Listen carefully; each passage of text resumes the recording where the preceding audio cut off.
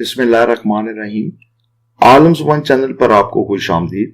इस चैनल पर आप रोजमर्रा गुफ्तगू में इस्तेमाल होने वाले वर्ड्स के मतलब व मानी सीखते हैं और आज English to Urdu vocabulary section में वर्ड है नेगोशिएट।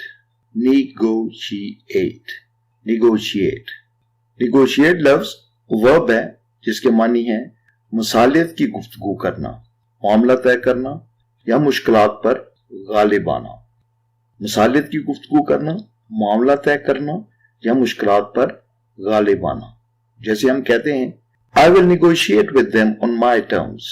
मैं उनके साथ मामला तय करूंगा अपनी टर्म्स के ऊपर, अपनी मर्जी से। He has negotiated all the hurdles successfully. उसने तमाम जो मुश्किलात थी उनके ऊपर वो गालिब आ गया। They will reach to a decision after they negotiate. वो गुफ्तगू करने के बाद, मामला तय करने के बाद किसी फैसले पर पहुंचेंगे। You must negotiate with them instead of fighting. आप उनके साथ लड़ने की बजाय मामलात को तय करें। तो निगोशिएट का मतलब हुआ मसालियत की गुफ्तगू करना, मामला तय करना या मुश्किलात पर गालिब आना। दोस्तों, अगर आपको ये लफ्ज समझ आ गया हो तो आप इस लफ्ज को इस्तेमाल करते हुए, यानी कि निगोशिएट को इस्तेमाल करते हुए कमेंट सेक्शन में कोई जुमला लिख दें ताकि दूसरों का भी भला हो जाए। Good luck to you.